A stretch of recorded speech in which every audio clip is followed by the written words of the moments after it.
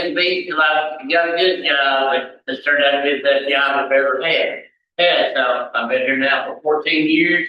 Unfortunately, my mayor, Charles Knight, he had a prior business meeting, so he was not able to make it today. But anyway, we just want to welcome you all here, and I'm going to turn it over to Mr. King or whoever here is going to take possession of this.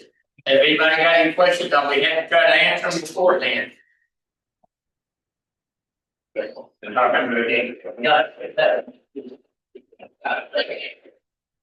you. Now I'm going to introduce Larry Block for AXA Farm Division Director. He will be coordinating. Good morning. Thank you, Chief Hunter, for the welcome. We appreciate the fact that you work for your facility for us to have this meeting here. All right, thank you. Thank you. And we're in Grady so that we can bring information to as many people as possible in smaller communities.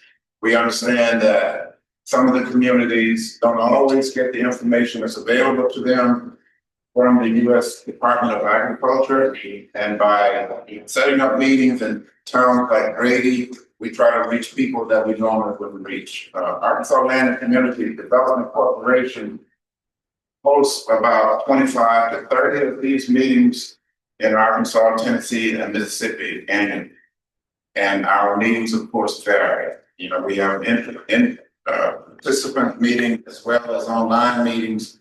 Sometimes the halls are overflowing, and sometimes they're not. But we still hold these meetings because we know that this information gets recorded and also gets included on our websites. So anyone can access the website and have the opportunity to have this information at will. We also have pamphlets that are available for anyone who would like to take them.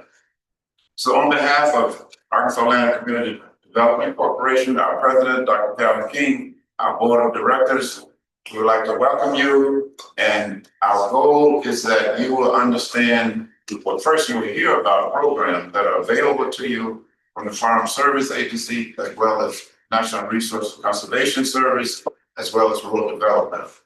These programs are available to our farmers, our beginning farmers, our veterans, our women farmers, our small business owners, as well as folks who may be interested in starting a small farming enterprise, micro farming, urban farming, and such. Many programs are available for those who are existing row crop farmers, forestry owners, and the list goes on and on and on. And you will hear from personnel who are familiar with these programs, who work with these programs on a daily basis, as well as I see we have interns with us again today, which is always good to see young folks coming up into the program.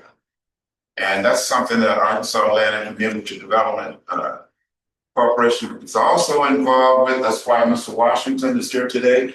We have some interns with us as well. We currently have about 25 to 30 participants in our programs.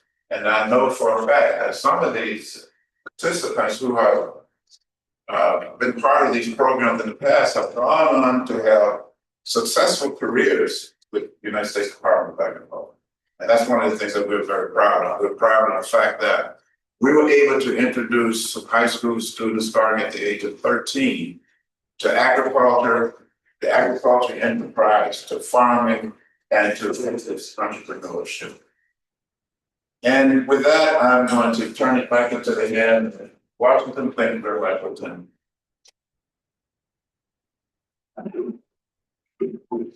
Thank you. Now I would like to introduce the USDA urban infrastructure. Now I would like to introduce the President and CEO of ALCDC, Dr. Calvin R. King Sr. He will be our USDA urban and rural speaker today. Thank you, Mr. President. Let me express my appreciation to all of you who are here participated in what we call the One USDA outreach meeting to talk about resources available, how to access those resources, and the benefit of the resources to you as farmers, as landowners, as a rural resident, and definitely there are a lot of opportunities available to you as individual here in the southeast portion of eastern Arkansas, and of course, not just southeastern Arkansas, all across the state of Arkansas itself. The same resources are offered to all those segments of our population, all segments of our population for the most part, if you're in rural communities and meet the eligibility criteria, as well as urban communities. We don't talk as much about the urban aspect of USDA services and how those services are made available. And we try to do more of that now, although we're presently located in a rural community, rural area here in the Grady community. But the impact of USDA is all across the country, all across the state of Arkansas, in all communities, in all areas, of the country, be you urban or rural. USDA touched the lives. It touched the lives of everybody in some form or fashion, based on the services that's offered by the agencies, the different agencies within the context of USDA. Mr. Washington mentioned, we have, as the resource people here with us today, we have Natural Resource Conservation Services, we have Farm Service Agency, and I will be talking, if they're not present, then I'll be talking about USDA Rural Development Program services that's available in highlight those services as well. The other area that we're going to focus on will be air property. Air property is, I won't say an issue itself, but I will say it's an issue. I'll say it's an issue because it can become a barrier to individuals that have the undivided interest or ownership in land if you're trying to benefit from some of the services of USDA.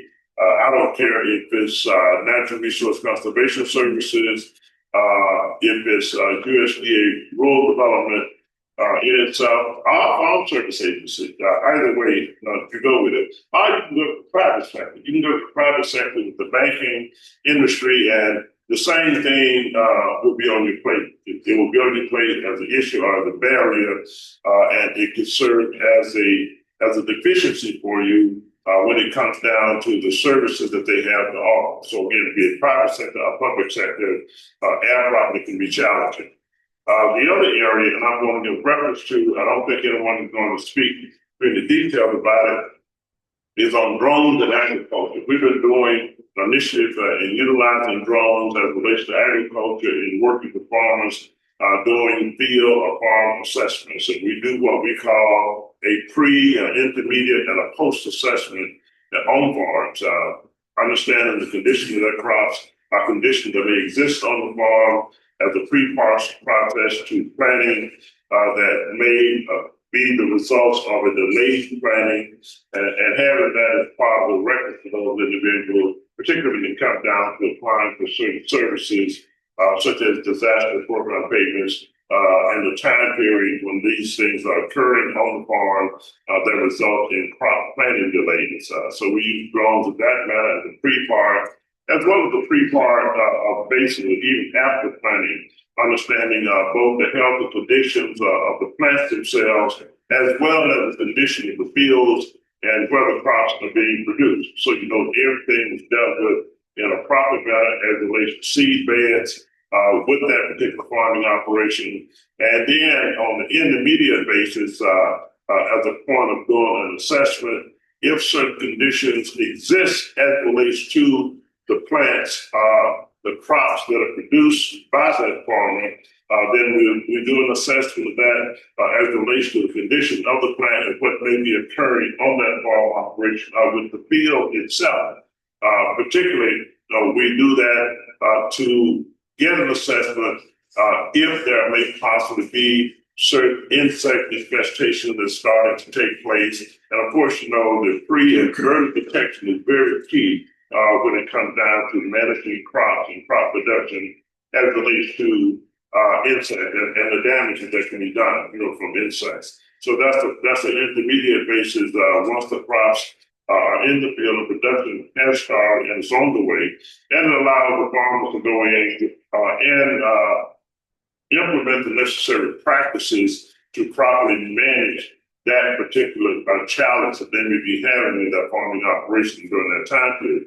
And of course, the post-assessment process that's done with the drones is the after fact. After the application, after management practices have been applied, to understand the condition of the crops and the pollution taking place, or if there's a need to continue to implement the type of practices that may be required and necessary to make sure you keep everything under control and to make sure you don't get damages that can be devastated as far as the yields are concerned with the crops. So, and of course, that's also in partnership and working with extension agency consulting with that and understanding exactly what is occurring with the plant and making sure that our client base, our farmers understand the importance of that. Utilizing the resources available to you, target when those resources are being utilized can be very, very crucial when you're dealing with management, actual farm management, the production management aspect of a farming operation. And the same thing applies to deal with the marketplace as well. The other area that we'll do this for is case management itself concerning intake. If anyone that's online, even those that are in person as well, we like to make sure we get information on individuals, the name, address, and what specific it is that individual would like us to address, or the family may want us to address farther over beyond what may take place here at this particular meeting. So that's sort of what all of this is going to be about today. And I can assure you that the information that you receive from those who specialize in the areas of both the natural resource conservation services, farm service agency, and the information. I'm not saying I specialize in USDA rural development, but the information that I will make available to you and those individuals that I will refer you to with USDA rural development, that it will be something that will provide to you both opportunities and hopefully it will be an enhancement to whatever it is that you are needing as it relates to both production agriculture, as it relates to prosperity building, from asset building perspective, from home ownership, business enterprise. And that's what this meeting was all about today. So I'm going to stop at this point and turn it back over to the moderator, Mr. Law, to move forward with the agenda. Now, let me just mention this. This would be an engagement meeting too. I want to say this for the record. An engagement meeting, and the meeting is being recorded. So, saying that, there will be a question and answer period, with the resource individuals, to make sure that we have full clarity, on the resources, how to access those resources. And, most of them know I can't ask questions, and that's why I know I know they always have the answer because they always give the answer. As to specifics and things that I don't know possibly in the way that it would, I may not relate it in a way that would be most beneficial to those that we are really wanting to benefit from the service they have available. So that's where we are now. Thank you, Dr. King. Next, we will have on the list representatives from the Farm Service Agency, Mrs. Washington and Ms. Rogers. So either one of you may take the floor. I am going to let my intern do the presentation. So you want to give them like stand over there at least? Right over there. Oh, there.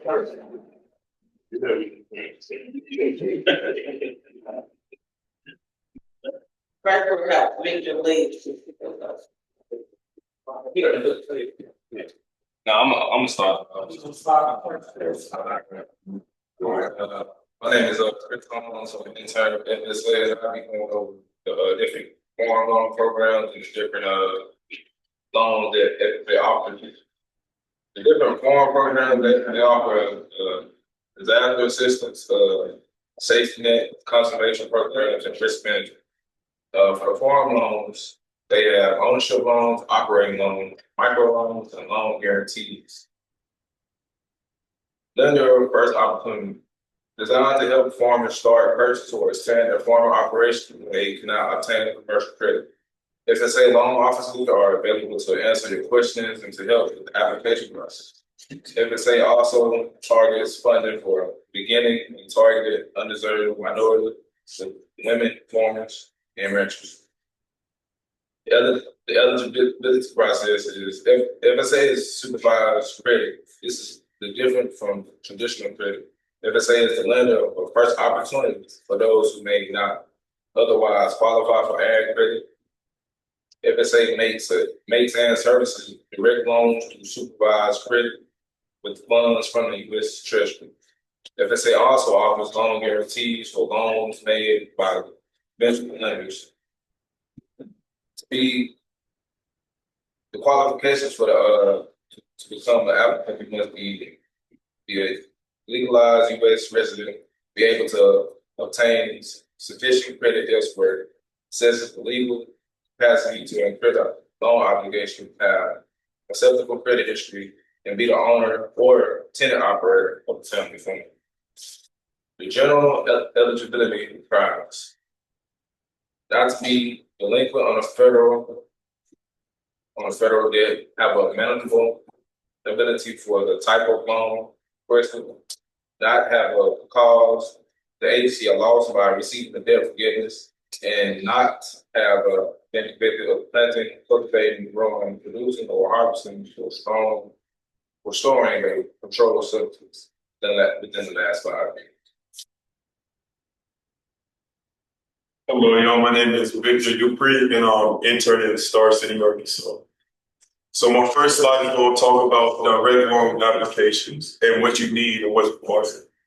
So you're going to have a realistic farm business plan before you first apply.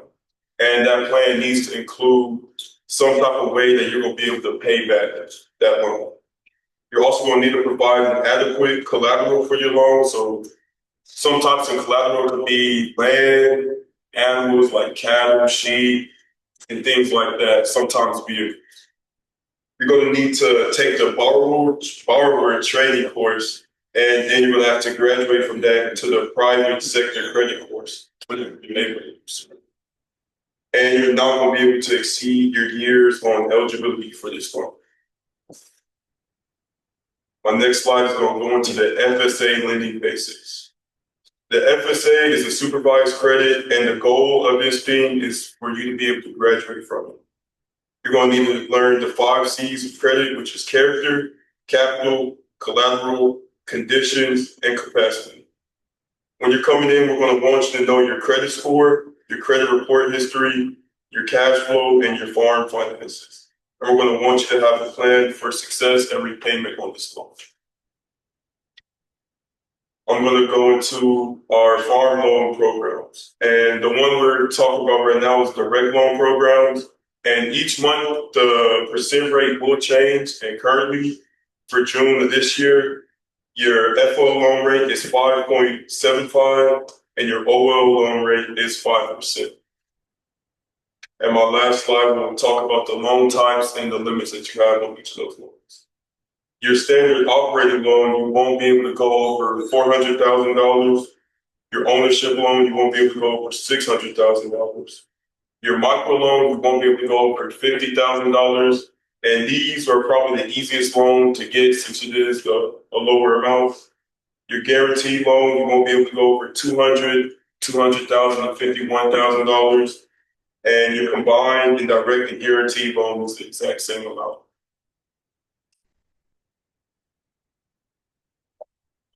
Yeah, my name is Jessica Walton, and I'm also interning in the Pine Bluff office. And I'll be talking about what the loans cover that you can get. So the first one, operating loan, can be used to purchase equipment, livestock, production expenses, refinance operating expenses. And operating loans, like Victor said, can they limit at $400,000, and they can be repaid in 1 to 7 years.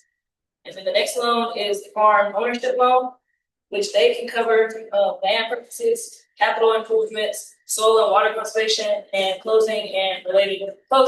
closing and related expenses. And like we said again, they limit $600,000 and they can be repaid in 40 years. And then microloans, they are limited to $50,000 and have a simpler application process and less paperwork. They cover both farm ownership and farm operating loans. Operating microloans can be used for all approved operating expenses authorized by FSA, such as initial startup finances, seed, fertilizer, marketing, and livestock, etc. Ownership loans can be used for approved expenses such as purchasing land or farm, enlarging an existing farm, constructing buildings, paying and closing costs. The experience requirements have been modified to accommodate applicants. Small business management and military experience can count towards management requirements for ownership loans, while working with a mentor can modify / count toward operating loans. Operating loans repayment terms are 1 to 7 years, while farm ownership loans are up to 25. Then guaranteed loans. And guaranteed loans are made and serviced by agricultural lenders such as farm credit or local bank. They are funded by the lender, often used to help lenders continue with customers who have experienced setbacks. To qualify for an FSA guaranteed loan, an applicant must meet general eligibility requirements, be unable to obtain a loan without a guarantee, and have a feasible plan and adequate collateral as determined by the lender. And the limit is $2 million and $250,000. That's all.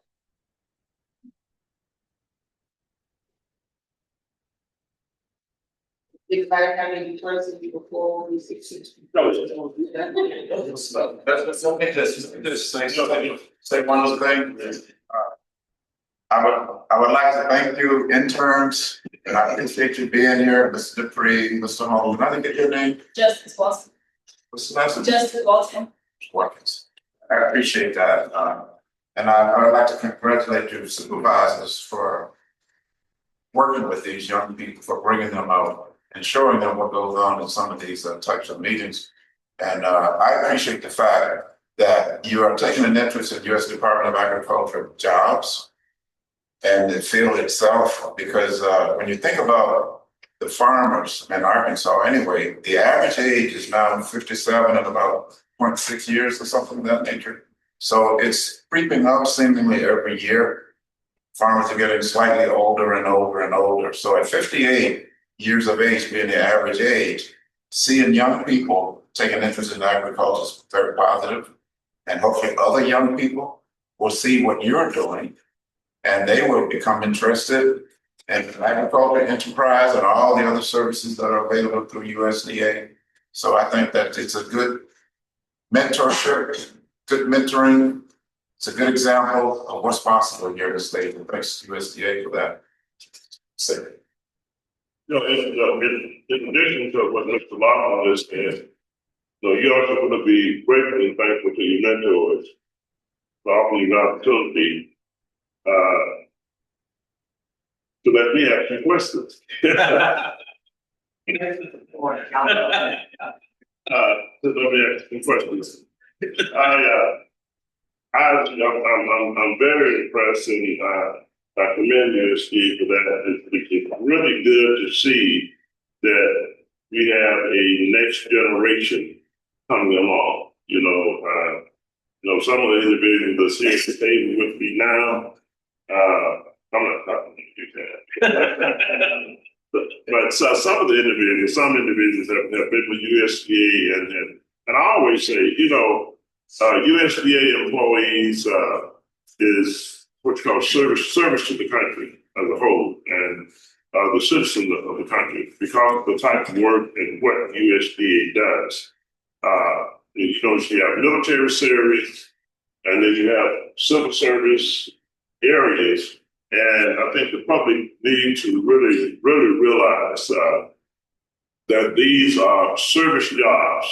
What the employees perform and what you do, and you have to have a commitment and a certain call to be able to stay the course and deal with it as a career. So I commend you on that, to the point where you are now, and being able to be in an intern position with the agency.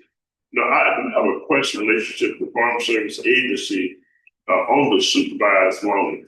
I heard one statement regarding the way supervised credit on one hand, and what the requirements were as relates to eligibility for a loan. I'm saying if you're beginning individual farm cash flow business plan, clearly understand that.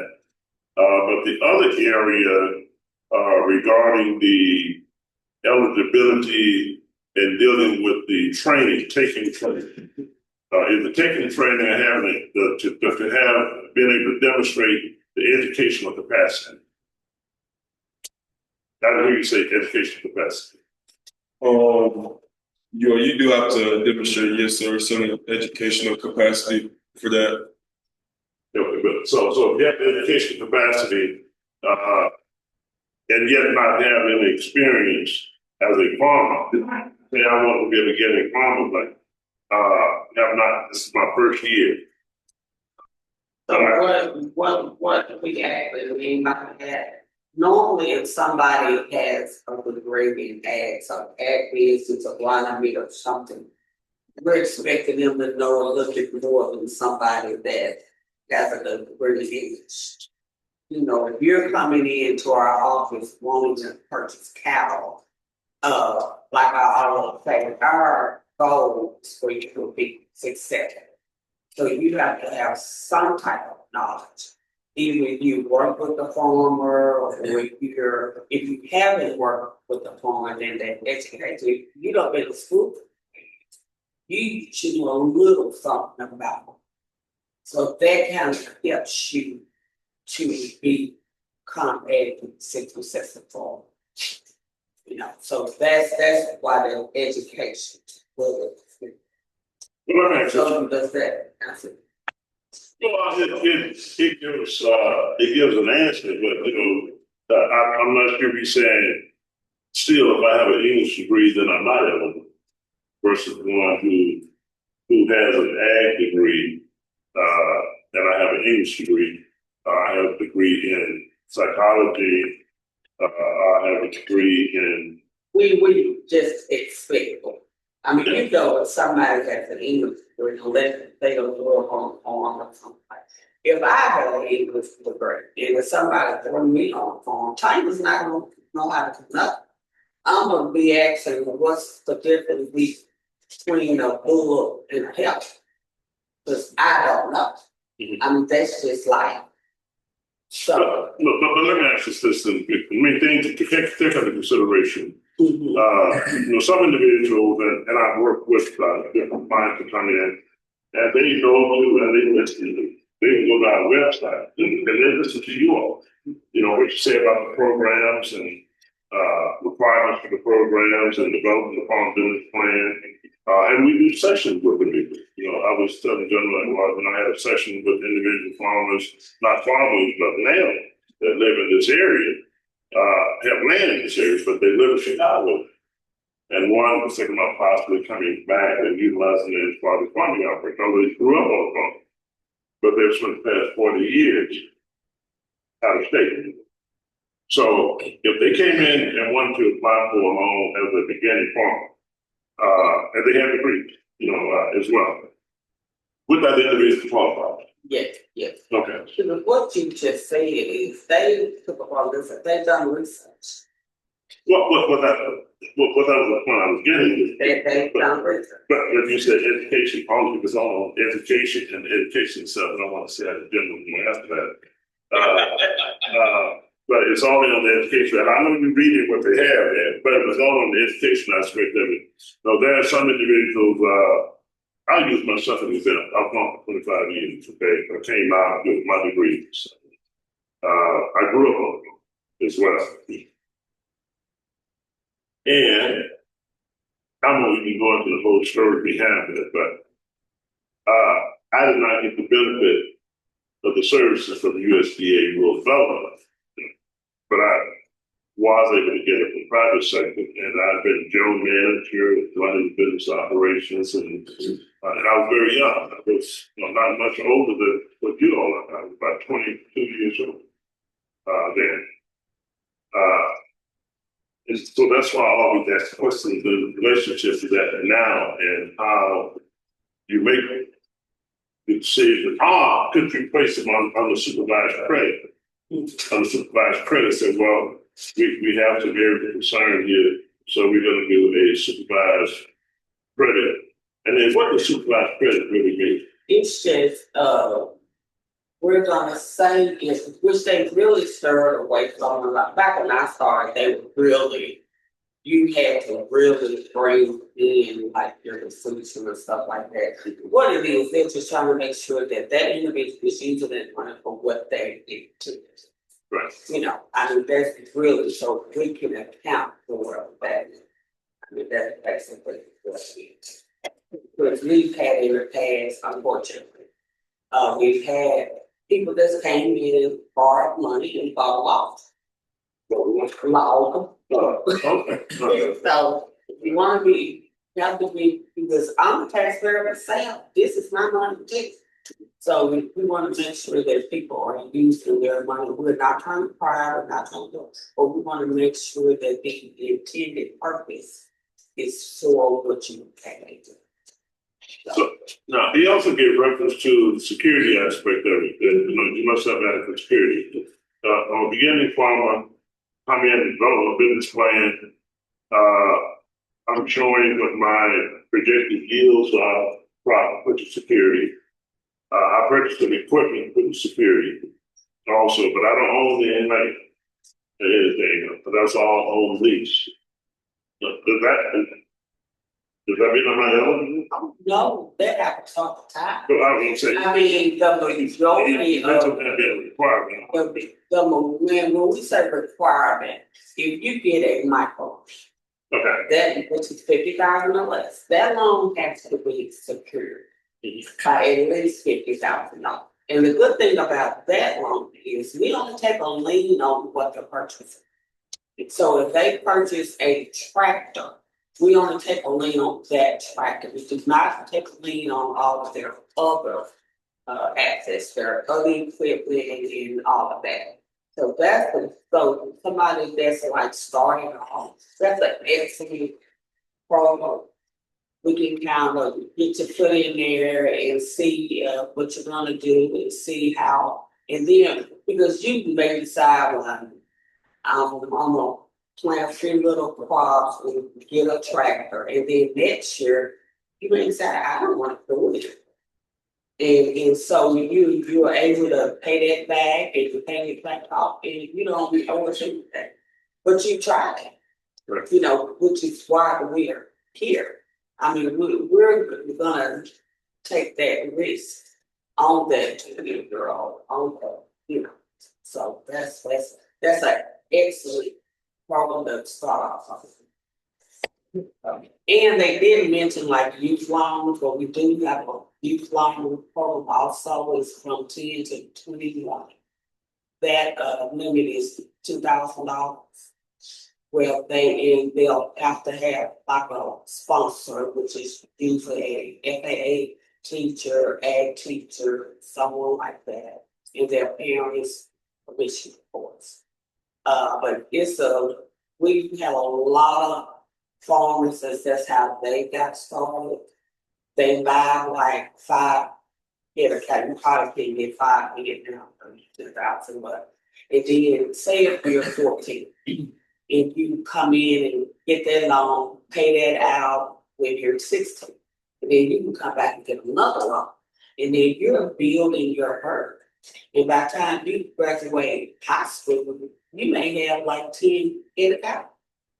So that's a good way to get started, and that can transition to our bigger. So we do that a lot, and they also a lot of them like show out in the small communities.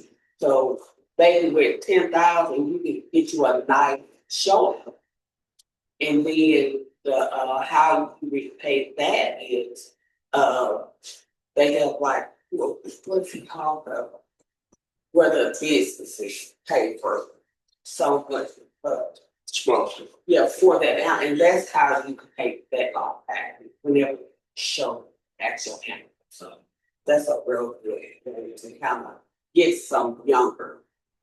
So.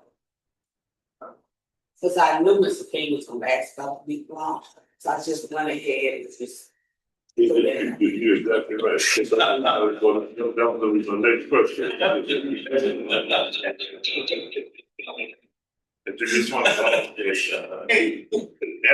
we've been explaining the youth loan program to our youth. Mr. Boston gave reference to, that's offered. As a matter of fact, one of FSA representatives spoke to our youth yesterday about the youth loan program. But you're right, you got proactive. That's all I'm saying. Okay. We're gonna have this, Stephanie Long, I think, 10 sheets of statement. Yes, that's on the program side, right? Yes. Okay. Yes, so she's going to. I didn't prepare anything, I just, because I asked the people that came to the last meeting, they're like, oh, it's just a roundtable discussion, but Farm Service Agency is, I'm Stephanie Rogers, and I'm the CED in Lincoln County.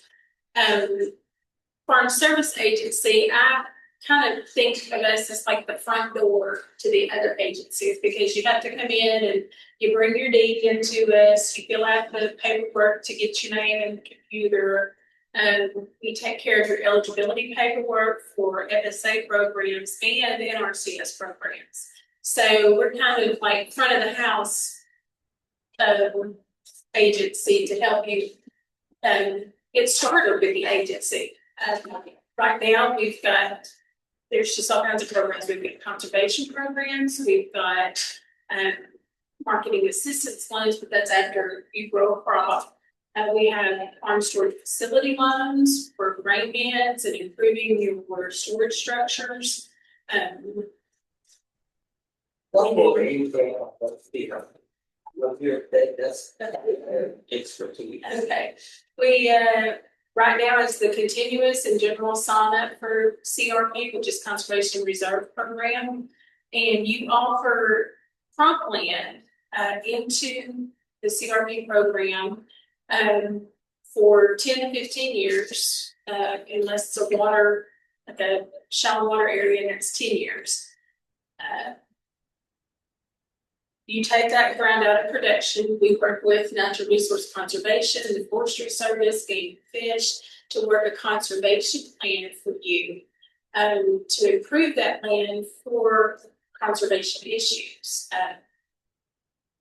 You have to have cropped the land 6 out of the 10 years of 2012 through 2017.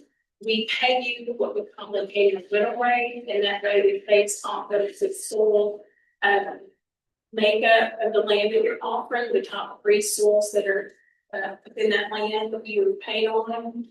There are some incentives, but those have changed under this new administration. I think it's in the finance law that's not included this year. You work with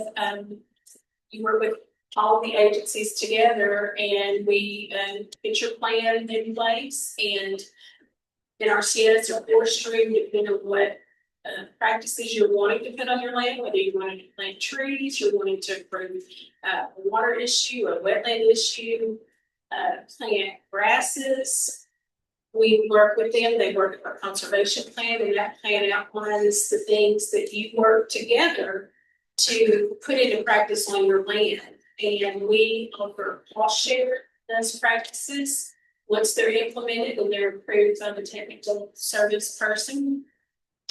And then it's your responsibility to maintain that practice for the life of the contract, whether it's 10 to 14, 15, whatever years you offer the contract. So then you get an annual rental payment every year for that 15 years. And we pretty well pay 100% close to it of your practice establishment.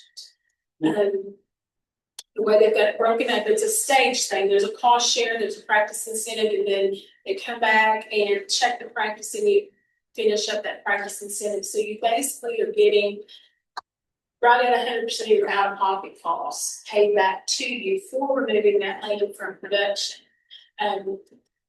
Like I said, you're still required to maintain that practice through the life of the contract. And you're also required to certify that acreage yearly to state, yes, that practice is still there. Yes, that practice is still functioning. How we set it up to function. And like I said, we're basically the administrators of that program, and natural resource conservation, forestry service, game and fish, trails forever. They're our technical person that if you run into any sort of issues down the line, offer you help with that. But we just try to facilitate the program the best we can. There's ownership requirements. You have to own or be the operator of the farm for a year before you offer the ground into CIP. There are some, of course, I'm trying to think of the word. Exceptions. There are some exceptions to that ownership requirement. They're pretty specific. I think one of them is like if you succeed the land through death, your parent had it, you can succeed that. You don't have to own it for a year to offer it. But re-enroll if you just basically come into ownership of the land and it's expiring and you want to offer it for re-enrollment, then you don't have to make that year parent. Like if the property is still on the ground, then there's the regular eligibility paperwork with most of our programs for adjusting for a single form and from operating plan and 1026, which is high level of conservation. So all those forms have to be complete. So what should we address? I have a question in relation to that, particularly on the CRP, because we have some cases, this is on air property. Where the property will have been enrolled, for 15 years or whatever. The owners passed away. The parent did. And there was undivided interest, and the contract was in the parent's name. But the issue we had to deal with was, okay, how do they get the check? Because the contract had to be transferred into another name, somebody that's alive. So we couldn't issue checks to deceased individuals. How do you all normally operate with that on air property? Say I'm an heir, parents deceased, we got 10 years left, and I have 8 sisters and brothers, but I'm local, and I want to novate out, transfer that contract into my name. What you would do if your parents didn't have that, we're assuming they didn't have a will. Divided into air property. There was a bill that stated something to the contrary. Which is quite different. Right, that's right. Yeah. We would have to have name and address, social security number of you and your siblings to be able to change that ownership over. And then those siblings can sign on the CRP1, which is our contract with you, to give you 100% share of the contract so that you can take care of maintaining it and the payment and that. But everybody still has to be in agreement. We can't just, I understand that. I understand that. Yes, I understand that. Yes, and I 100% understand that. Yeah. The other, you just have to encourage your siblings to be cooperative. I don't. I understand. I guess my parents knew what was going to happen, so they put ours in trust and made me the administrator. So that's what and we work on that with families, but just particularly those on the mind, understand that is the process. And of course, run into in most cases, well, they don't want it her name, they don't want it his name. And, so that becomes challenging. The other part is on, if you, on the conservation part within our shed, so you pay for roughly 100% of the practices. See, I put everything in a graph. Because after 15 years, I want to bring this back into operation. So would you all cover the cost for spraying herbicides at least say once a year to make sure I don't get small tree growth and things like that coming in? That would be a management thing for y'all. Yeah, that could fall under the amendment. I mean, the short answer is no. Yeah. But again, like if there was a problem out there that needed to be addressed, you could come to us and say, hey, I've got some invasive species showing up out in the field, what do I need to do? And when they sign that CRP agreement, they are agreeing to maintain it for the lifespan of that practice. It says a 15-year agreement. Once it's established and money's been paid for the establishment, it is their responsibility to maintain that for that 15 years. So if they had something in that nobody anticipated, I mean, unless there is some cost share, mid-management cost share, which they've gotten away from, there wouldn't be something annually. You would get your annual payment, Right. but there wouldn't be like a separate pot of money for, say, addressing something that would fall under maintaining that standard.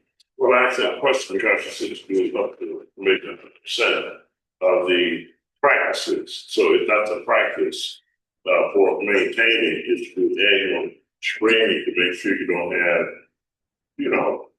small trees and everything else that comes in over 15 years. That can make it challenging and impossible to put it back in the property. Well, let me back 2 steps up on that. We pay up to 100% of the estimated cost. Estimated cost share rates. We have set rates for each practice. Okay. So if we say we're gonna give you $50 an acre to establish that grass, we're gonna pay you up to $50 an acre to get that established. If you spend $100, that's on you. We're gonna give you that $50 that we agreed to in our conservation. Okay, so it's up to say 50% of what was basic. When you said 100%, I said, oh, I Well, that's what I'm saying. When your plan says $50, we're gonna pay you $50, and you spend 100, then we'll basically. I'm kind of talking around myself on that. No. Could y'all help me out on that? So we do the cost share, and then you get practice incentives, and those practice incentives, you may end up getting your $100 by the time it's all said and done. But what I was saying, if you go out there and spend like an exceptional amount of money, we're only going to pay up to these agreed cost share amounts plus your practice. Let me chime in here. Yeah, there you go. Help me out. On the actual cost of for the practices, Right. it's a flat rate. We don't use cost share anymore. Okay. When you start looking at the expenses, because we got caught up in the cost share. It used to be cost share, 50%, 60%. We don't do that anymore. It's all about a flat rate. So if a practice calls, say prescribe burning, then we gonna do a burner. Right. And our plan says we're gonna pay $50 an acre. If you go out and hire a private contractor and they charge you 75, we're gonna pay that $50, and you'll be responsible for that 25. So it's a flat rate. Now, as you know, as inflation goes up, those practices may go up each year, Right. but ours locked in when that contract locked in. Our rate that for that year, that rate will be locked in then. So the sooner you put that practice in, the better off you're gonna be. Depends on because of inflation and things go up every time. So it's a flat rate now. If we go in and we're gonna pay $50, and then you decide, say, well, I'm gonna do my own burner. Well, you go out there and put your fire breaks and do your own burner, and it may only cost you $25. We still pay $50 to cover that practice because we still calculate the labor. In our rate, is everything is included in that one part. So it's a flat rate. So you pay up to 100% of the flat rate. Yes, that's flat rate. Oh, I got it. Yeah, that clarified a little bit. Okay. Dr. King. Reason why I designed it. Kind of a breakdown. Right, yeah, Right. yeah. The way our system does things, it's the kind of broken down. Right. Well, you know, I just love when you sit on,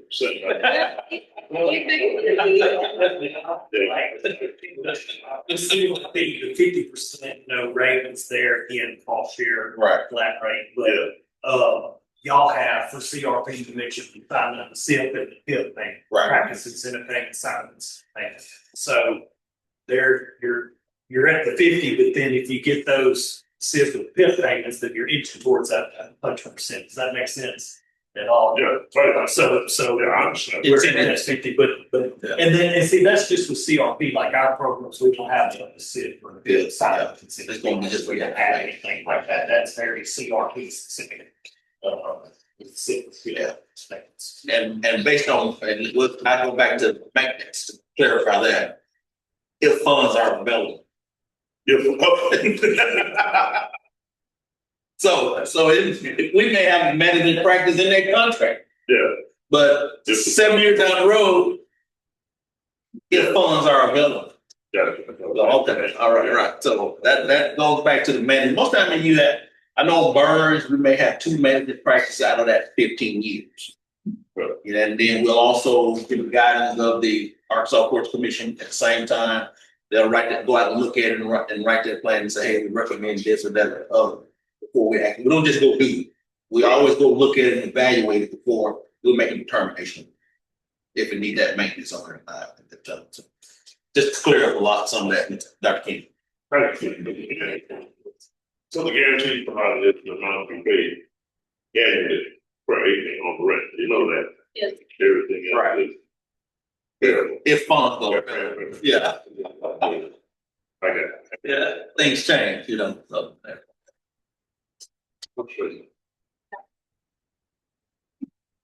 What about farm limits? That's bring over deed and you delineate your farm and you get to, or given a farm number, a tract number for the land. They would need that for our program, y'all, you got that. It's funny to know that I applied for a farm member, it's been like going on a year and a half, well, in 4 days. I had half an acre. And the girls, it took her a moment to get back in contact with me because I had to take the deed to it. And when she got the deed, they sent me a typo. The land that she marked was not the correct land. She marked it, it was actually an acre, and I donated half an acre. She had it going behind it.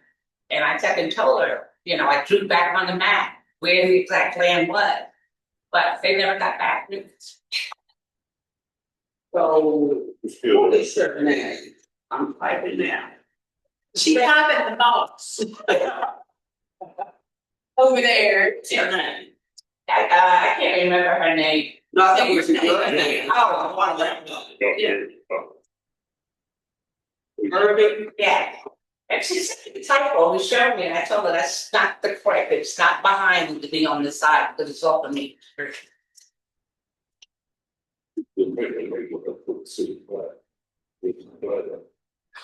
it makes sense. So,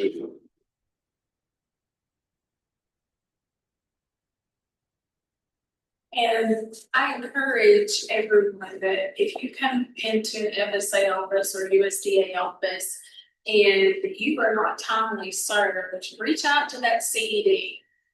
Because I know a lot of times, and I'm learning, like, so this, I have 9 months into being a CED. I don't know everybody that walks in that door. I don't see you walk in that door. I don't necessarily hear you walk in that door from my office. I may be off that day. And if you are not timely taken care of, you know, reach back out to the person who spoke with. But if you don't have good resolution, reach out to that CED because, you know, we're not the know of everything. And we don't want things to not be taken care of if we're not aware. this is a good customer service. Wow. Customer service. Before we, Receiver service. Oh, yes, yes. Still not receiver service. yeah, well, I mean, receiver service, yeah, receiver service, so to get the receiver service, that, if anybody goes off to get receiver service, then if they don't, if they're not taken care of, then that's turning in, so you all know this customer, CCD would know from the receiver service that this wasn't taken care of, staff. Right. I don't know, is there a place where you can go to look like Rouse? You can certainly go in and see. I mean, I know, like, if she gave me her name, I then looked at it, but I don't know about arbitrarily just who we've serviced. I guess you could service them, but Volunteer use, I think. yes. Yeah, what's It's new to get a manager, so I'm This just. is- And the reason I asked is because that is my area too. So, and if they're usually pretty good about things. I did the application. I'm I did the application, I'm filled out paper out. That's the last question. Every cost, emails and some calls about it. On the market support page, and the program side, I know you mentioned the what's the market support page? ECAP, they call it ECAP. It's just the new program, Right, this is, and what's the deadline on that then? it's 15. August 15th, okay, August 15th deadline. And that's for the year, what, 23 and 24? Just 24. It's 24. It's based off your prevent plant acres or your planting acres. And it's kind of right. Now, I know that the ECAP on the traditional crop producers, what's going on with the vegetable crop producers? I know you have a lot of that in this area. No, you talking about the mass program. For vegetable producers, for 24. And nothing happened on that yet. No, not at.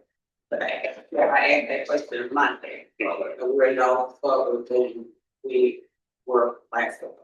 So, We did have that little bit of a mass program, it's a new program, it's like the projections for 25, and you could be a historical farmer that have vegetables, or you could be a new farmer, but you had to provide a market, a contract for purchase of your vegetables and things. So those meetings were done beginning of the year.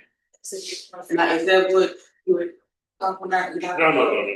This is the one for the, like the disaster, the ECAP, they had the ECAP for the traditional crop producers. And then an announcement came out that roughly 1.6 billion Okay, that was supposed to be for vegetable producers. which is Okay. the mass. Yeah, right. Put through the market, market support pages. And I know we ran some articles, did e-letters and everything on it. And then all of a sudden we started getting emails. Okay, so where is the money? I said, we're going to local office, we've been to local office. And Nothing has been. they said they don't have anything. yeah, they get that little bit of upfront payment, and they came back and announced that they're gonna do more payments, and it was just kind of. It just stalled after they made the announcement, so we don't really. It's there to do so.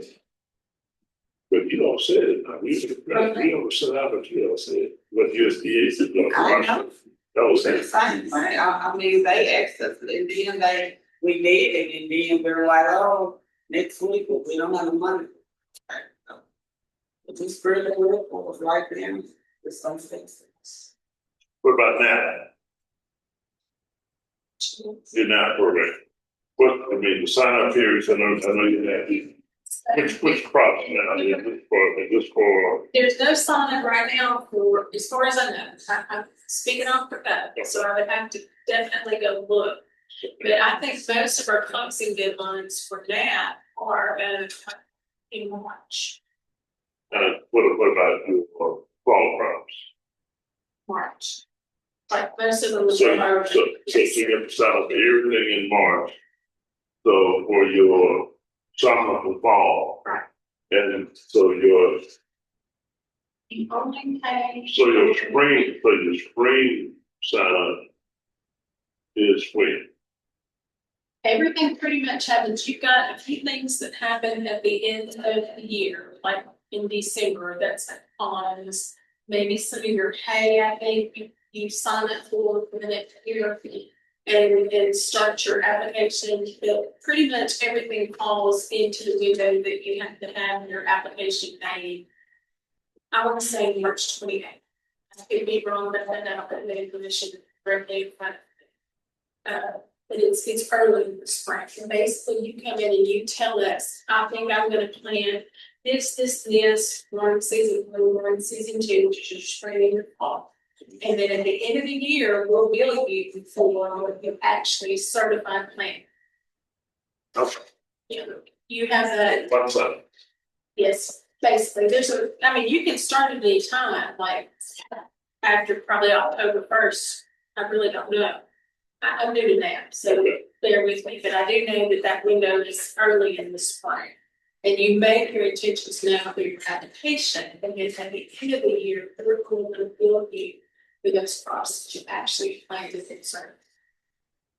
And then your application fees, and then this, or if you fill out an 860, which is your declaration of any of our listed things like women, minorities, beginning farmers, if you filled out your 860, then those fees, those application fees are waived on the front end. And then at the end, you're charged your premium.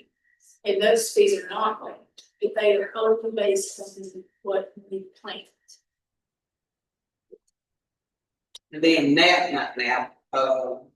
what's the one that's July 20th? Your Spring City Cross and CRP, your certification deadline is July 15th. What are some examples of documents that air departments can use to obtain a? You use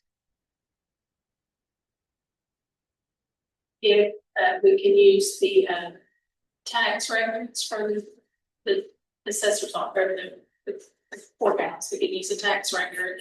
A lot of times people will do like affidavits, like people stay with they knew your mom and daddy, and they knew your mom and daddy had 8 kids. Those can be used. Right. What the new mom and dad had 5 kids. You said that the new mom and dad had kids. That's 8 kids. Oh, I guess you said 8 kids. Yeah. With mom, they knew mom and dad had 5 kids, but number 2 is the one was trying to farm. Well, that still gets back to we still have to put everybody in the 5 kids. And that's the reason that's not my favorite. It was just what you said. If they said they had 8, but they had 5, but keep in mind they getting it notarized. They getting it notarized saying that this kicked in. So if number 2 get it certified that they are number 2 child or their child, and they have been managing the business of the estate, and they're the witness to that. With that work. Well, the thing about it is if child 3 comes in with the same thing, and we don't just accept the rest of the child's 2, then we gonna figure out real quick they're not on the same page, and then we can do nothing. I mean, we will get the year out. Y'all need to figure out what y'all need to do, and then we're out. And we take USDA has the position that we want to protect everyone's interests. And I understand that you're the one that's carried the load, maintaining getting a tenant or either farming the ground, whatever. But they still want to ensure that everybody is represented.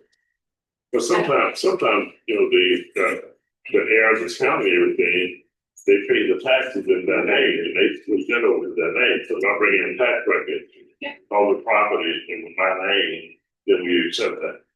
That's one of the things we can say. You can, so. Yeah, until your Number sister. 3, sure. Yeah. It's accepted. Okay. And I did check those map dates, and that date was 5/15. I said 28. Thank you. Yeah. Okay, close. We also have Natural Resources Conservation Service, agency here. We have Mr. Beck, as well as Mr. Bernard Williams, the outreach coordinator. So would you like to take the floor? Good morning. My name is Bernard Williams. I'm currently serving as the state outreach coordinator for Arkansas, as well as the beginning farmer and rancher coordinator for the state of Arkansas. Here beside me is Mr. Nolan Beck. He currently serves as district conservation for Lincoln County. I'll just briefly go over some of the programs, some of the initiatives that, and follow back on my sister agency, FSA, some of the eligibility that's required for our NRCS program. And I'll let Mr. Nolan go over EQIP and CSP into details. First of all, most people start, when you go in and you start coming into our office, I always come in and ask you for a conservation plan. You know, with conservation plan is going to give you basic, going to give you a start, what's available, what you need out on the site. It's hard for us to evaluate from the office when you start looking at the lay of the land. And also, so it's hard for us to say, well, yeah, you need this, or yeah, you need that, or what's your goal? We may see some other resource concerns out there that need to be potentially addressed. And always remember, resource concern is the same thing as a problem. You may have a problem out there. We call it a resource concern, and we have our different categories of resource concern to try to address that problem. Under EQIP, which is the Environmental Quality Incentive Program, and we also have the CSP, which is the Conservation Stewardship Program. And I'll let Mr. Beck go into that a little bit deeper in detail. But the eligibility part to come in for the program, we're going to start off as a conservation plan, and that's to see what you actually need to address. And then you'll come and start looking at what programs may be able to use to help address those issues. And EQIP is one of those programs. It's a cost share program, which is we use a flat rate. So it's basically, as we discussed a little earlier, and we also have a urban small farm initiative program, which also falls under the EQIP program as well. And that's where you can go in and do your high tunnels, your micro irrigations, and a little bit smaller practices that you're looking at. I know we was talking about, Mr. Key talked about Lincoln County have quite a bit of produce farmers in the county, and that will probably address a lot of our smaller farmers or urban farm in community to produce as well. So that program, sometimes the other thing, two things, it's voluntary, it's a volunteer program. And the second one is does not have an acre limitation. We do know if you're just coming in small acres, maybe a city light or something like that, you'll need a farm number, track number before you can actually apply for the program, but not for the technical assistance from NRCS. We can always provide that information without the farm number, track number. But when you go in the farm number, track number, FSA actually handles the farm number, track number. You'll need to fill out your 2047, your AGI, which is adjusted gross income. That has to be done annually. That's saying that you make less than $900,000 a year. You'll also do a wetland determination, which is 1026. Those are some compliance issues for HPL and wetland determination that'll be covered, and all that. That's just to become eligible. You'll also need a deed, location map as well to show where the property is actually located. As we heard Ms. Barber say that they got hers kind of mixed up, but a location map pinning exactly where that property is located helps a lot when you start going to FSA to get a farm number and track number. And so that helps the agency a lot, our sister agency a lot. Because if the information is not in the system from FSA, we cannot pull it over to NRCS side. So it's very, very important to get the accurate information when you establishing your farm number and a track number. Under those initiatives, some of our under the small farm and ranch initiative, some of the basic practice, you have high tunnels, low tunnels, cover crops, mulching, pollinators. A lot of your produce, if you don't have pollinators, it won't produce. So we do have different conservation practices to address those resource concerns. I won't go into any more detail. I'll let Mr. Nolan going to the equip and CSP, and then I can follow up with any kind of questions that you may have about any of those programs.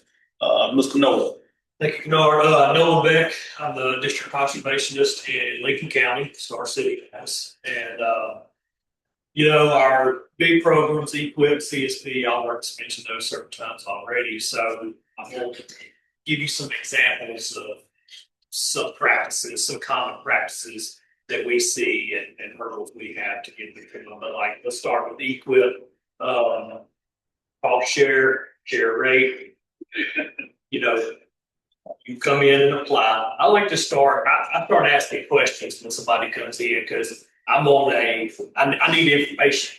So I'm not going to tell you what to do. I want to steer you in the direction you want to go.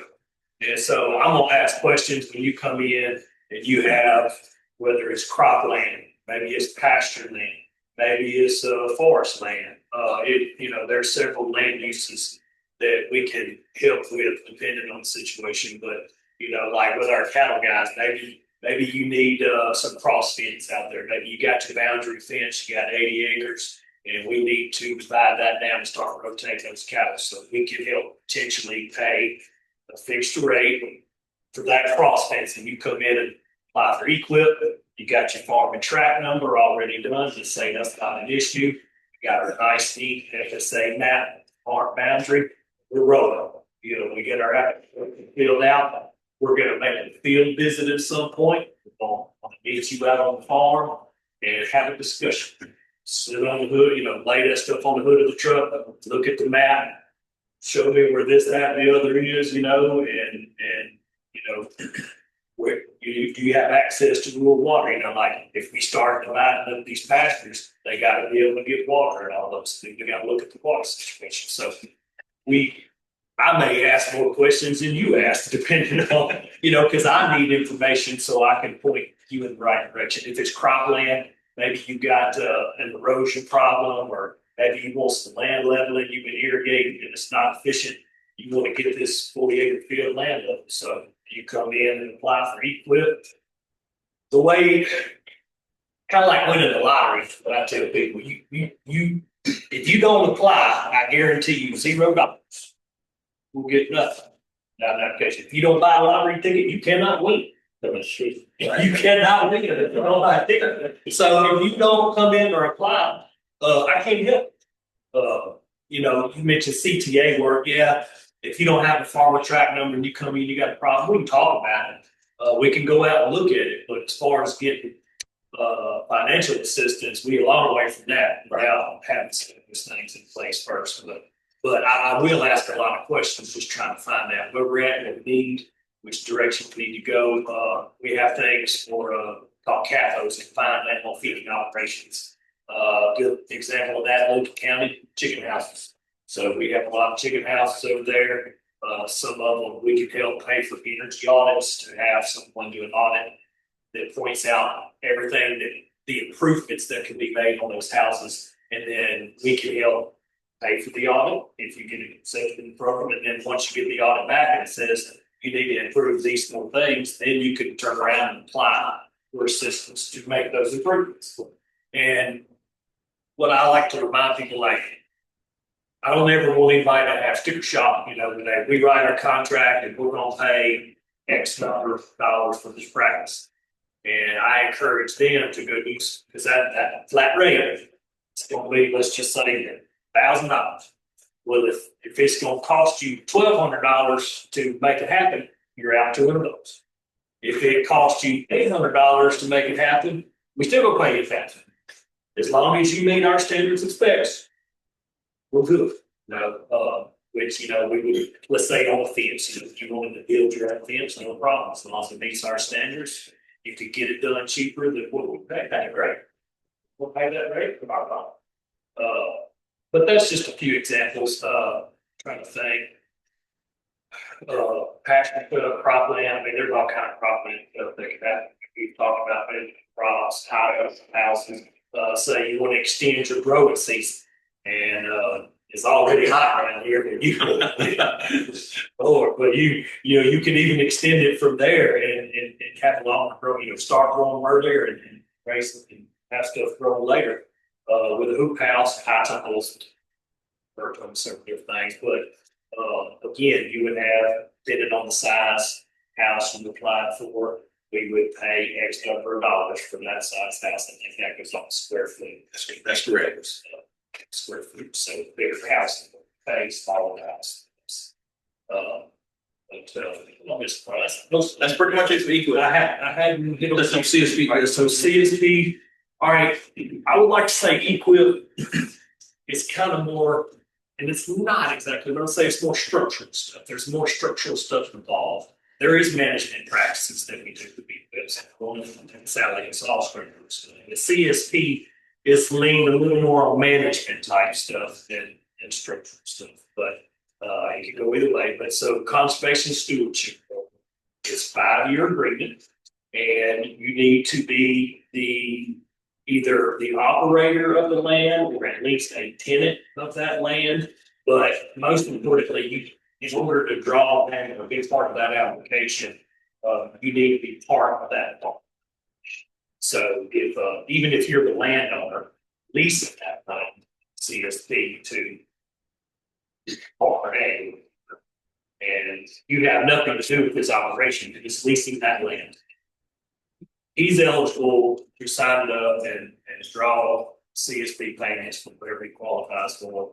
And if they worked out some kind of agreement because he got in, that would happen outside of our office without anything to us. Now, if that landowner was part of that operation, then they sign it all up together, divvy up the payments, however they see fit, and rock on. So CSP is a little different there, depending on how the operation is set up and if they're involved in the farming operation, just the landowner and the operations completely and nothing else. There. Let me get 2 key points on CSP. Yes, sir. 2 key points. This year they increased the limitation. It's $5,000 per year now. So $4,000 per year. Minimum pay. Yeah, minimum pay, maximum payment is $400,000 or $200,000 for individuals, $400,000 for entity or partnership when it's more than one person in that operation. $200,000 for individual, either individual entity. But the limitation now went up from 1,500 to 4,000. So over the 5 years contract, it was 15 times 5, now it's 4 times 5, which is 20,000 for that contract minimum. Right. That's one. The second one on CSP, conservation stewardship, is structured as to enhance really from the equip. It enhanced those practices from equip. Give you one good example. We started, NRCS started soil conservation service, so it started based on the soil. So now, how do you know what to put on the soil if you don't do a soil test for your nutrient management? But that's going to fall up on your equip.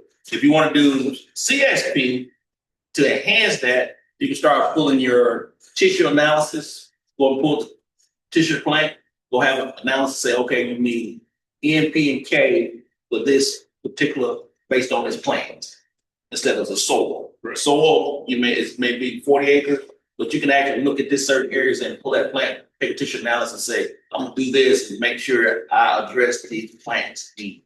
That's what CSP does, is enhancing that nutrient management. We're going specifically for that plant to make sure it has everything it needs to be profitable. And that's what all the farmers are looking at. And so it's new technology, but we're also looking at the same time for our producers to be profitable, sustainable at the same time. So that's the difference, man. Where do they get that tissue? You can actually do the extension have turn extension off, or you can do private labs too. Yeah, you can do private labs or you can do extension. They also do it's a fee to it. It's not soil tests are free, but you can do manure samples. I think it's $25. Used to be $25. So you can do additional things at the extension and they'll send it up to Fayetteville or wherever the labs are, and they can get those additional things to the extension. Or you can do private. Because some of I know some private lab over Memphis that does certain things. So you can't use any lab and bring that paperwork in. the NRCS, that's your documentation proof for that CSP contract. Get that contract. Say, I want to this balance and I need these nutrients. And you can either start doing some foliar feeding, that's all your commercial fertilizer granular. So you say, well, I'm gonna enhance it by putting this amount of fertilizers through a foliar, which is fed through the leaves. So those are things that you can do to enhance it for CSP, for that CSP program. That's just one example. We have multiple. Yeah, there's so many. It's so many, yeah, you have so many. That's just an example of just doing a regular basic soil test, saying what you need, NPK. It can even get down to your microorganism as you need some magnesium or you need some iron, you need some, they can get down to those what you need for that plant, specific plant with those ticks. So that's the CSP versus equip type version. Well, program. Now, on the urban farm, there's mulching, if they don't do it quality equipment, but they want to enhance some of the practices, then they can go ahead and use mulching. They can under CSP. Yes, sir. Yes, sir. Under CSP. I'm sorry. No, it's fine. There can be some overlap Yeah. with equip and CSP. On the same acreage, as long as like whatever we pay for equip, we're enhancing it with CSP by there's going to be more requirements for enhancing the base practice. So whatever that CSP enhancement is, there's going to be a few more things to do, a few more requirements to get that money along. But it can overlap. Right. Just be a different exception. Yeah, there's a different practice. Even though nutrient management may be two different nutrient management practices. Right. Yes, One of the other things, I was having some discussions of the pre-point to the meeting, and this is, because we have cases that evolves around this, and it's back to the air property. One is the air property, the other, crop rent versus cash rent. And some of the individuals, in certain cases, it is air property as well, where families will say, okay, well, we have our land rented out on property. So we're hearing more about these programs now. So based on the program payments, should we switch to cash rent and increase the rent amount, although we're getting good crop rent, because they're good farmers? But how can we benefit from the program payments coming to the farm? Only 25% crop being based and said. The one thing we said, well, we basically like I said, when you got to be very specific in the lease agreement, it has to be the lease agreement. But no, we also discussed that I still have to concern about that. Said, and you said they must be engaged in the operation. The CSP. That's CSP. I mean, engaged. They have to be either a member of that entity or they have to be involved in the decision making at all. And a lot of times that's determined over the FSA. A lot of stuff is fed from FSA. We'll pull it from FSA. That information. Pretty much all the records. We pull it from FSA. So when they go in for eligibility, so it'll go in for eligibility to say, okay, that 2047, when they fill that 2047 out, Right. It's gonna say who's a part of this entity, who has responsibility, who can sign, who's a part of that whole entity. Now, individuals just couldn't write. That's an individual, they have control of. Now, CSP equip, a little different. You may be able to have somebody else on that. But CSP, if you're not a part of it, based on that structure that you provided to FSA as eligibility, you won't get paid. So you start looking at air properties, it's gonna be one person under that air property, unless it's in a trust. But if it's just an air property, everybody gave this one individual permission, CSP is gonna come to that individual. Oh, okay. You put one air problem too. So one of the cases you actually have an administrator. But again, it's the land is stuff, the estate is on crop rent versus cash rent. And so they're hearing more about, okay, all these payments out there, and we've heard some of the sessions. So how do we get the part of how do we benefit from the program payments since we are dealing with income coming off the prompts, and they're paid, say, like CSP is an example. And they're paid for doing these practices, but we don't get it as part of the prompt. Okay. Let me clear that one up. If they're not a percent share FSA with FSA, no, if you not say 80-20 or 75-25, when we pull that record, Yeah, CSP, you have to, if you don't not a share, yeah. Now, when you get down to should we change and switch it, exchange and go cash rent or share rent? yeah. We don't recommend, we out of that. They have to decide. Okay. They have to decide that. Okay. But when they come and decide, I'm gonna do cash. For CSP, you do cash rent, yeah, whoever you cash rent it to. Right. They go to that person. So if you're a percent share, okay, you can go to the percent share. Now, when you decide who get what money, that's gonna be strictly between that operator and that owner. It's gonna be strictly between them if they're gonna cash rent it or they're gonna share it. We don't get involved in that, even with the payments. We don't get involved in that. It's gonna be pulled off what they turn in to FSA and how they have it structured. Strictly. We don't vary, we don't change on that. Saying is if you're certified with that 80-20, 75-20, they're supposed to be generating their contracts the same thing. Their equip, whatever CSP should be an 80-20 payment over there. Not, I think that's what he's getting at. He's basically thinking the tenant's coming in and getting an equip contract and that landowner's missing out. But yet they're a share rent set. Or not. No, I didn't ask you a question. I know. These are real cases. But this is the other question that to answer that other part of it, Dr. King. If they're in equip, I'm gonna give you an example of equip. Equip is an incentive payment. It's not 100% cost payment, right? So the key question is gonna be if they go out there and put a tailwater recovery system or pit reservoir in or land level, Right. and it's $100,000 for that system. Right. Now, are the landowners paying a share of that $100,000 expense going into that operation and part of that land level, or do they want part of $100,000 even though we may pay $90,000? So do they want 20% of that 90,000? Their cost still sitting there, $100,000 to that contract. So are the producers paying their part share of the actual conservation practices that's being installed? So that's going to be the key question. I know exactly what you're talking about. They said, well, you get $100,000 on this contract, or you get $200,000 on this contract. Well, that contract is not just a given contract. They actually have to install practices or do conservation work to receive those funds. So is the landowner responsible for those expenses, or is the operator?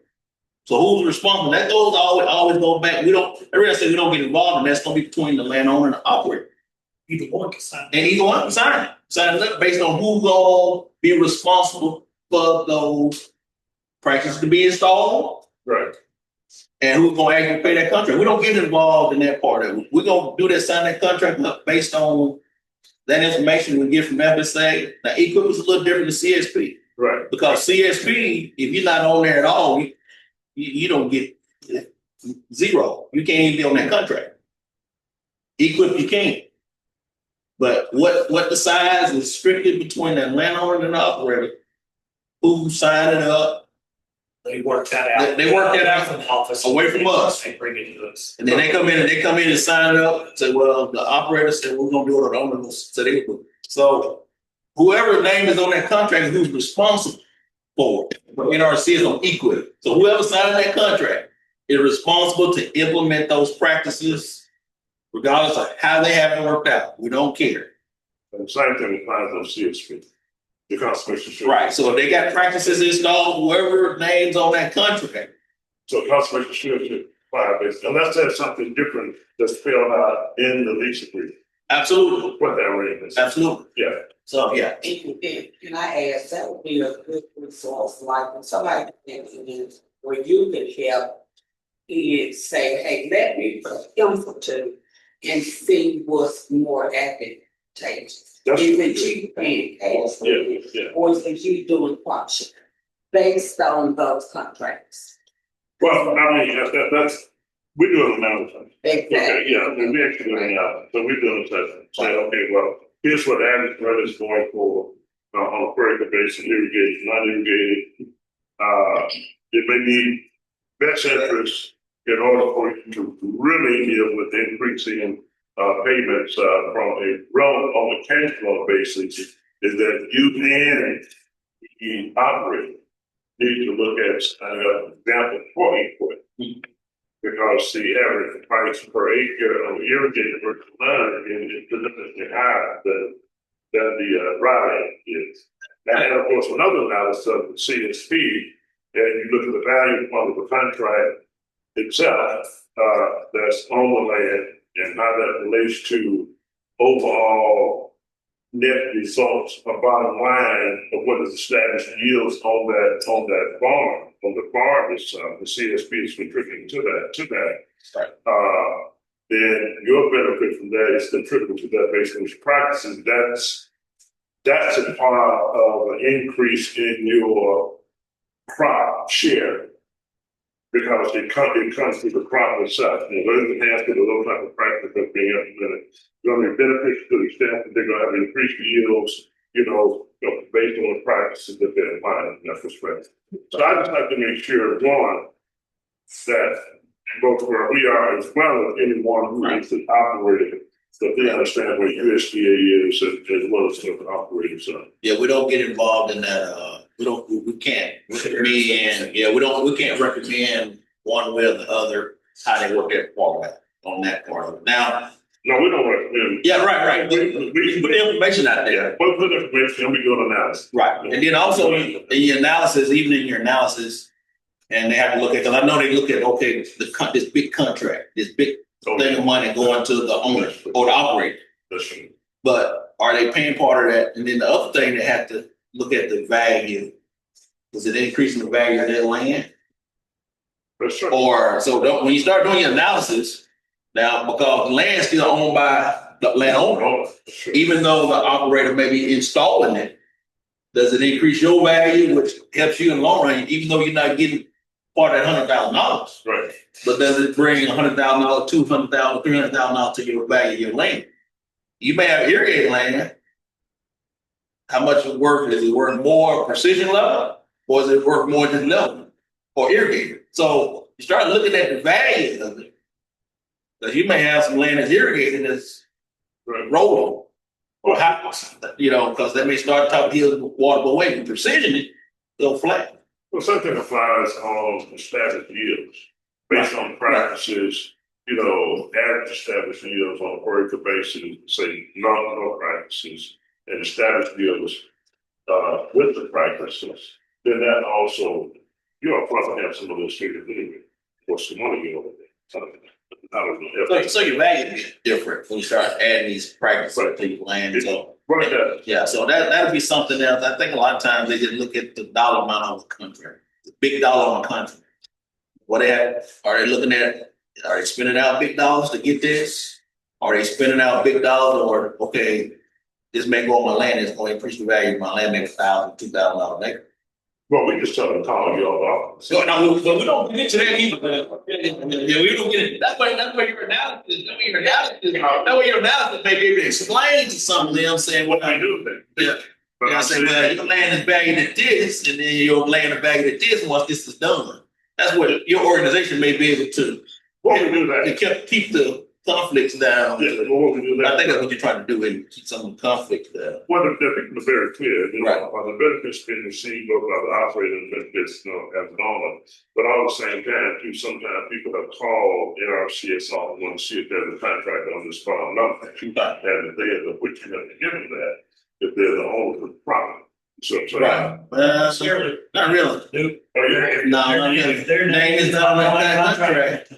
You have to get that. I can't give it nothing if their name's not on that contract. So they have to ask the operator for the money. They can ask them. They can ask them to give it to them.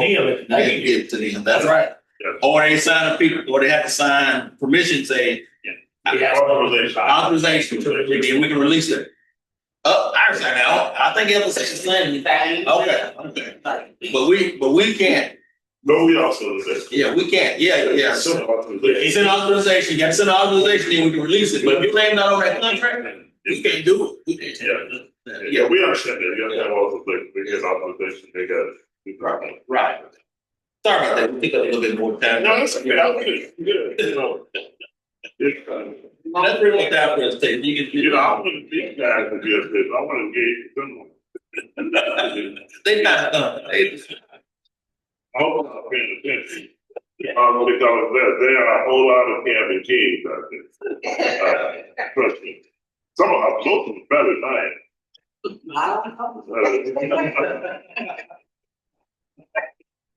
all right, thanks. So we don't have a representative from road development with us today.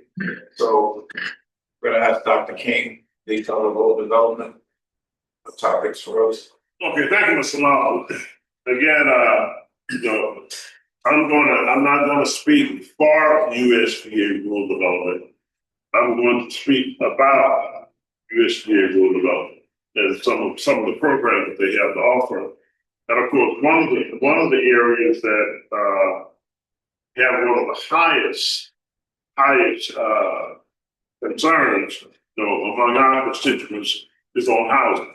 You know, people want to know how can they get resources to either do renovation on their home improvements, to build a new home. Now, of course, if you look at most rural areas, and it's clear to see that housing, we have a lot of substandard houses in our rural area. That's one. The other thing is, when you find these conditions in a lot of cases, you also find air problems, where you have individual family members who may be living in that particular home, the estate home itself, but they do not have child ownership of those homes, although they are resident there. The first thing, if you have a situation like that, and it is our property, and you don't have child ownership, that needs to be addressed up front. We need to make sure, and we work with individuals, you know, from that perspective, and where, you know, all the heirs, well, where the siblings, you know, you only got where all the sisters and brothers are still living. You know, in most cases, some cases maybe one, it may be deceased or two deceased. Now we have a situation on our property, and if you got 34 cousins, you know, that far down the line, and the person may still be living that, even, you know, let's say third, then it can be more challenging. But the main thing is that they would have to deed their interest in the property over to that one individual that either want to build a home on that property, or they want to apply for the resources with USDA rural development to do renovation on that particular home. So I want to get that stated just up front. Again, that's the 504 program on the renovation. You can get up to $40,000 on a loan at a 1% interest rate, affordability with the home renovation, and you can get a $10,000 grant. And that basically, as Mr. Lawson gave reference to earlier in his opening statement, it has more to do with health and safety in a particular home. And in most cases, older homes, you're going to find that you have both safety issues and you can have health issues as well. An example, if you have a home that has inadequate wiring, outdated wiring, we have issues with the breaker box, you know, that's totally outdated as well. Then that's the safety issue. You have a fire hazard type of situation. Outlets, you know, not working, are totally outdated how they were installed some years ago. You got a safety issue. You got a fire hazard situation to be safety.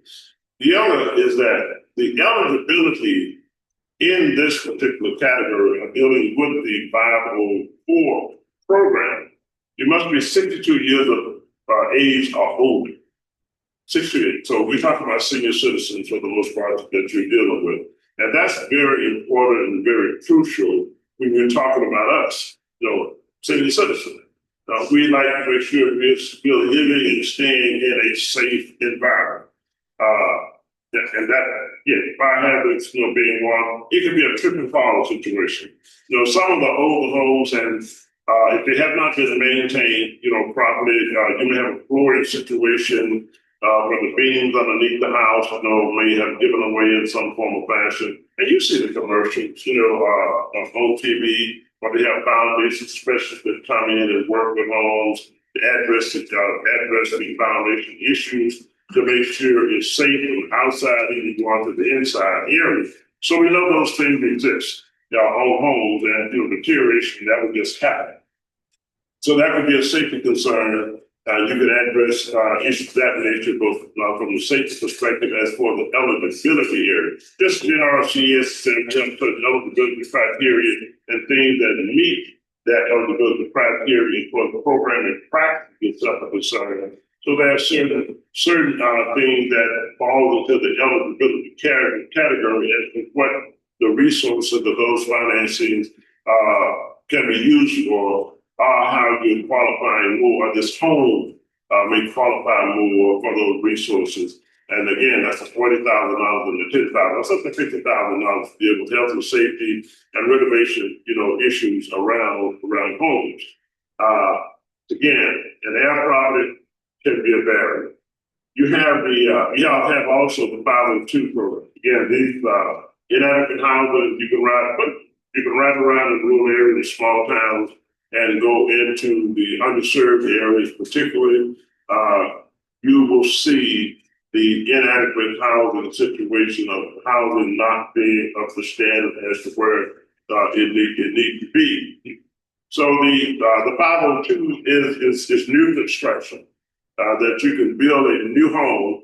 The maximum loan amount is $419,000. I think I'm correct. Yeah, $419,000 is the maximum loan amount an individual can qualify for to build a new home. Now, I never would have believed that 10, 15 years ago, that the loan amount would be up. Eligibility to $418,000, but that's based on the cost of construction and dealing with homes construction costs now. $418,000. Both the 504 and the 502, these are direct loans. Direct loans from USDA Rural Development, but they also have the loan guarantee program. And the loan guarantee program, you can work with the private sector, with the bank, and of course they will deal with the termination of both the eligibility aspect of that. They make the loan, and USDA Rural Development can do up to a 90% guarantee with the guarantee program. So that's another area. Some people choose to go in that direction to do it that way. Others do just the opposite. In the program, you'll also find in a lot of cases, particularly under new construction, we have worked with contractors and where they do basically it's a unconditional commitment, a conditional commitment. I said unconditional, it's going to be conditional commitment. Conditional commitment on a particular loan with the contractor. The contractor builds the house. They build the house, and you have approved home plan, architecturally certified plans that have been approved by USDA Rural Development that meets all the standards for this home that you want to purchase once the construction is finished. And some contractors, if they have in the past, they will go in and get a construction loan, or maybe even buy the lot itself. So they purchase a lot. You're pre-qualified up to a certain dollar amount. And based on what you're pre-qualified for from a loan perspective, and that conditional commitment would allow the contractors in, and that means when he finished, or when they finish, and all the inspections have been prove that you are going to buy that house. The loan which you approve for, you're gonna use that to purchase that home from that contract. Some developers do that, or some contractors do that. We have done it working back with the contractors and the individual client who wants to be the homeowner. So time period, the pre-qualified on one hand with USDA rural development, for the amount of what they will qualify for from a loan perspective, and the conditional commitment is that once in the contract with them being in agreement with that, the buyer and the builder and USDA doing the inspection on that particular property. And so once it's finished up, then I mean, if I'm the individual that wants to be the homeowner, that I'm going to use my loan from rural development to purchase that particular home. Conditional commitments and dealing with that whole process. And it works out to be a good partnership, in a lot of cases with both the contractor as well as USDA rural development and the homeowner, the individual client that wants to become a new homeowner. The other area of services that they have with USDA rural development, they have community facilities, both grant and loan, as they have under the 504 program for housing. And that depends upon how that community may possibly qualify, such as Grady here, how it may qualify based on what may be the average income of the economic status of that particular area, that community. So it may be that they qualify for 50% grant, 10% grant, and 90% loan for a community facility resources. And that could be everything from such as the community center. It could be for a fire station. It could be to purchase fire equipment.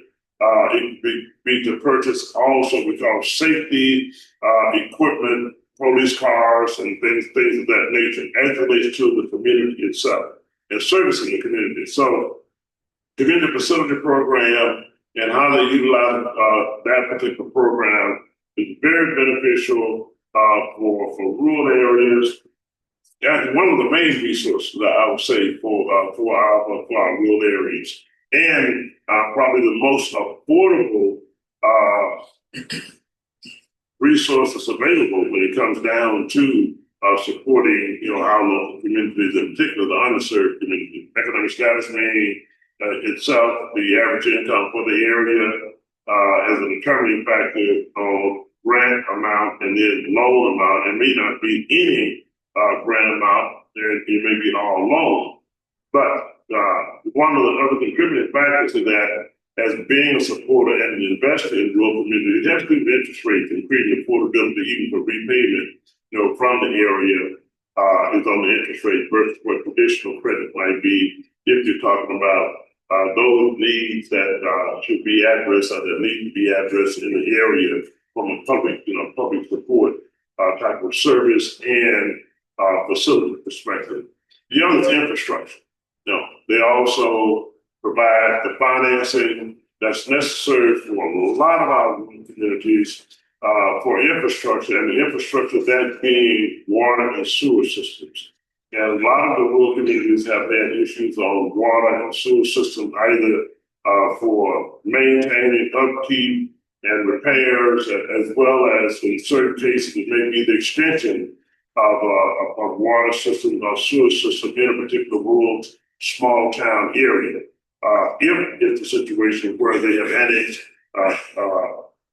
other areas in a particular rural area that may not have water and sewer system, maybe on septic system, and they want to actually improve that situation by adding them on to them if they're brought into a city limit. They may just want to extend beyond what the city limits are and offer water and sewer, particular sewer system services to those that are in that local area, surrounding area, from that perspective. So infrastructure, water, sewer systems is one of the other areas. Along with technology, when you start talking about technology in the local areas, they also provide financing, in that area. They talked about, I think it was Farm Service Agency and Natural Resource Conservation Services, talked about the energy audit. I think it was NRCS on the energy audit. So now the key part about that is when we conduct the grant program with rural development, but the key part about that is that you have, that's why we say one USDA. Getting the actual audit itself done by Natural Resource Conservation Services and having a clear-cut understanding of what the needs are as relates to that particular farming operation of that facility, then you can take that needs assessment from the energy audit and work back with USDA rural development or apply for their energy grant program. And that's a grant program that's offered by USDA rural development. They have business financing, the enterprise, I think the enterprise grant and loan program. I'm not going to get as much so into the grant financing, but I do know that the enterprise loan program, all of these particular resources you have to apply through the state for them, both for the loan to the state office, both for the loan as well as for the grant program on the rural business the enterprise grant loan program that USDA rural development has to offer. Now, I do know that in some cases where I've seen it's nonprofits are required and possibly been able to get the enterprise grant program if you're going to deal with, if it's going to be a part of creating, expanding an existing business. I think now that priority is more on the existing business.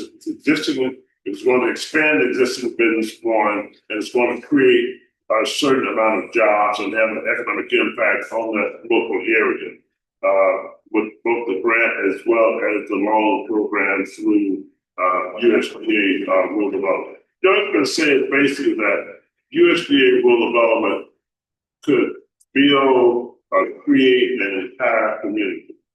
I gave reference to the houses, I gave reference to community facilities, and those community facilities could be health clinics. I want to say, and I may be wrong, so I won't say it, but you can ask rural development and see if they provide financing for schools. Yes. Phone about to die. Huh? My phone about to die. That's how we. Oh, it's out. That's how we provide internet. I'm using my data. It's about to die. You're using this hotspot. He's So you're using on his internet. hotspot. Yeah. Okay, so now let me tell everybody, particularly those online, Mike was telling me the ninth grade, my time is up. He had me locked down. He had me locked down on his farm, and we're supposed to be out here by 1 o'clock. So if there are any questions that you want to ask me about USDA rural development, then you may do so. If I have not provided you sufficient information, you can call our office and we will refer you to the service center that may be closest to you.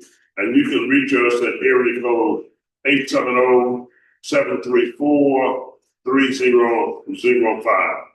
And that really puts it on a wrap if there are no questions online or things of that nature. But again, this whole session is being recorded and we'll have it on our website at a given point in time, and we refer people back to it and encourage people to go online and see what has been said here today and everything that's being offered by USDA rural development. Thank you very much. That's our resource and questions, and hope you've enjoyed it. Thank you all. I would just like to ask that you should about 2 minutes to fill out the evaluation form for us. Only about 2 minutes. I appreciate all of you for attending today. Thank you very much.